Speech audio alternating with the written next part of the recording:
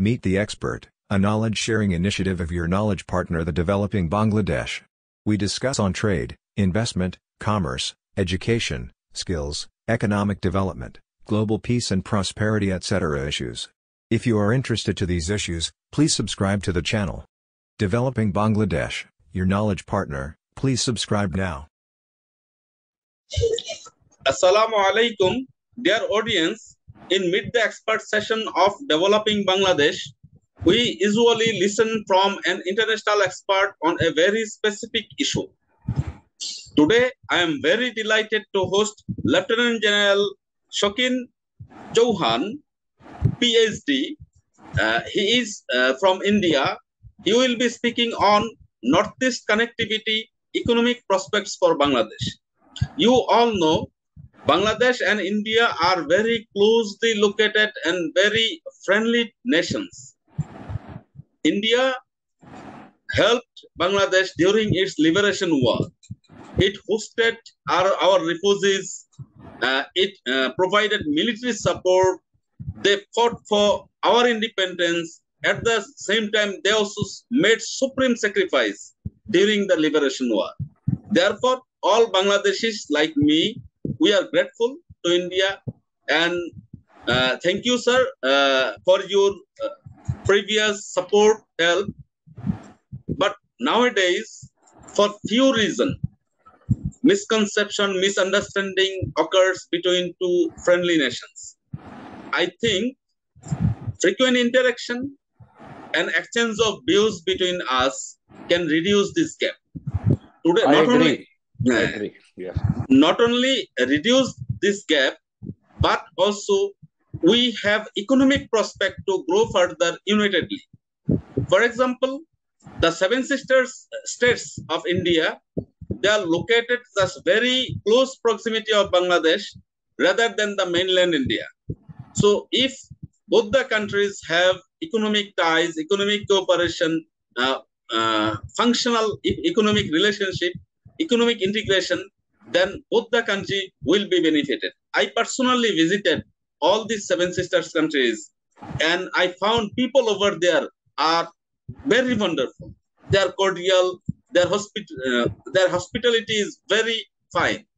But till now, we have some gap. Today, we will just explore those opportunities who's in front of us and how to minimize existing misunderstanding. So before further I do, I would like to humbly request you, sir, could you please introduce yourself with me and my audience? Thank you very much for inviting me. I am indeed honored to be your guest and to be a guest of a show in Bangladesh, which is, to my experience and knowledge, one of the most important countries for India. You are India's closest neighbor. And between Bangladesh and India, we share 54 river waters. We are the upper riparian and Bangladesh is the lower riparian. Besides that, we share what we call ties of marriage, cultural ties. We share so much between ourselves. And just 75 years ago, we were one country. So there is so much that we have to celebrate. West Bengal, we've always called it Bengal, West Bengal, and East Bengal, and later it became East Pakistan. And then, of course, now Bangladesh are very, very close. And, you know, it surprises me is that why haven't we become the closest of countries between ourselves? So let me just introduce myself.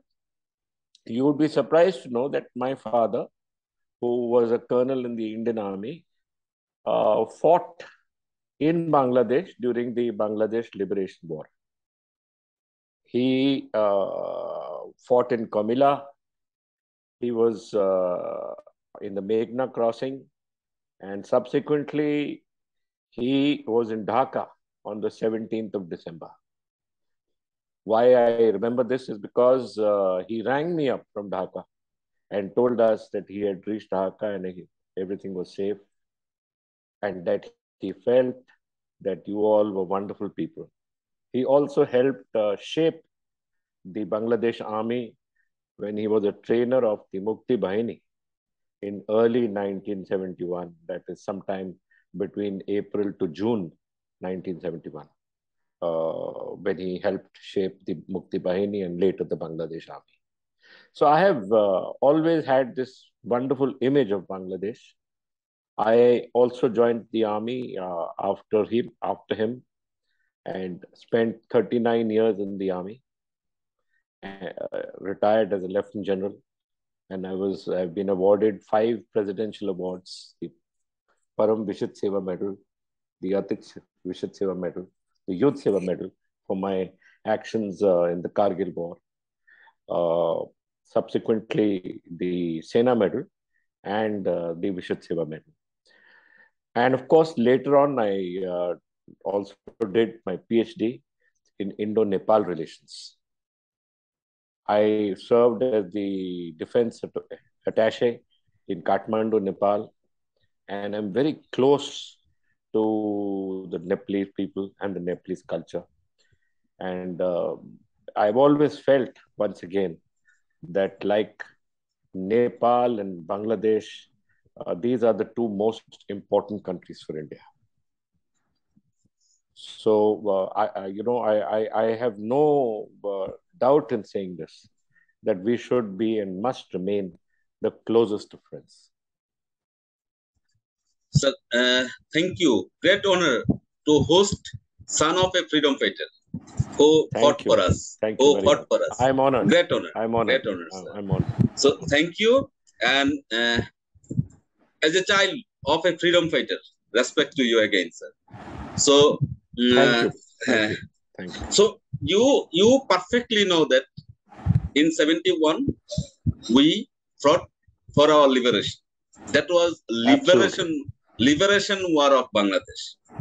Absolutely. But we being hearted when in some media in India reported it as Indo-Pak War 1971 and result Bangladesh. No, it was our liberation war where you helped us, you assisted us so that we can win very rapidly. So there is no doubt about it. Yeah. But as Bangladeshi, when I read or when I see in some documentary that our friends, those who sacrificed the most during the liberation war for us, they mention it as their war. So it may somehow undermine the spirit of our liberation war.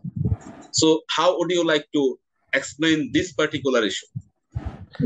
I would firstly begin by requesting you not to take our media seriously. Their knowledge is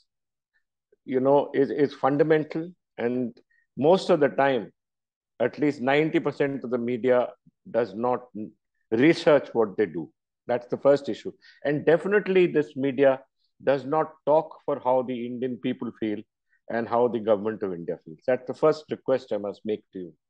Secondly, I must also explain to you that there were 2 wars at that time. We were fighting with West Pakistan during the time when the Bangladesh War for Liberation was going on.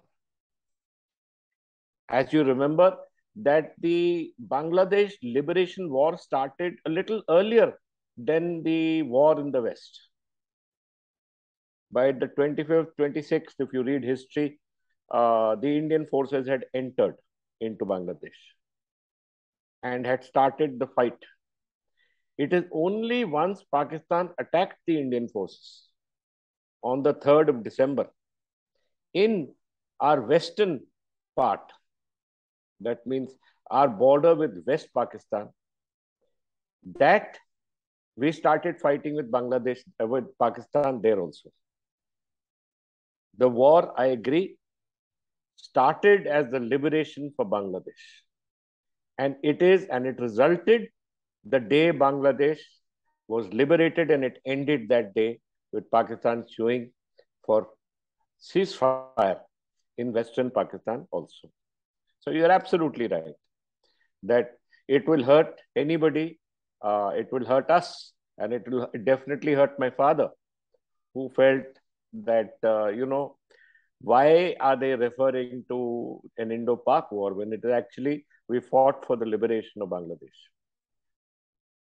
So from June onwards, I remember him, in West Bengal, then he was in Siliguri, and from Siliguri onwards, he went inside Bangladesh somewhere among the 25th, 26th of November.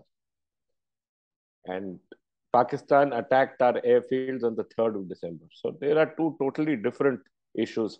And if our media says that, they are wrong because they haven't done their research.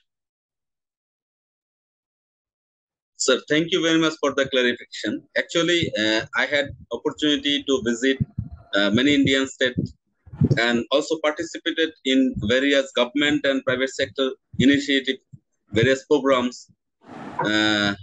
In 2019, I participated first Indo-Bangla stakeholders meet in Guwahati. But I was starting like anything with full enthusiasm. But when the program was starting, one AV audiovisual was run, but that audiovisual completely defined the total liberation war as Indo-Pak war. I can imagine. So, I can imagine how you feel hurt. Yes. Yeah. So that was the. But that is not what the people of India feel. Yeah. India is a large country with large population, so sometimes people don't do their work. Yes. You should never feel anything else. Sir, actually, the Seven Sisters, the northeastern region, either Tripura, Mizoram, or Assam, even West Bengal, we are common language. Our bondage is common language, Bengali speaking. Second one is our culture is almost same. Our food habit is same. So, yes. So it is only a political isolation between both the countries. Do you think this political isolation could be overcome through economic integration of Bangladesh and northeastern India? There is no doubt in my mind. The people finally speak. We are both democracies. In democracies, the people speak. And I'm certain that it is the will of the people that will define the future relationship between India and Bangladesh. We want to be friends. We want to be the closest. Developing Bangladesh, your knowledge partner. We take care of trade and investment, education and skills, economic diplomacy and economic development. If you would like to keep you updated on these issues, please subscribe to Developing Bangladesh. Thank you very much for watching till the last.